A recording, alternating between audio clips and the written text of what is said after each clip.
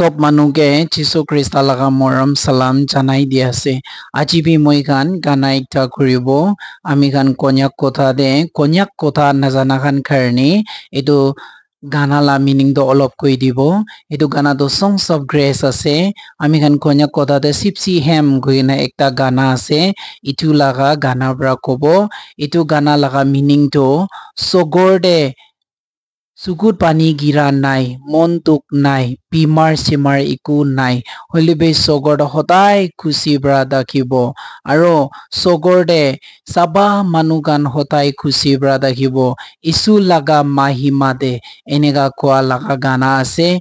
Itu amikan konyak kotha de kuri dibo de koi gena skip no kuri gena itu gana hunibo. Itu gana through bra amikan sob Isur logode glorify koribo aro ami khan ke Isur bra assist dibo. Thank you.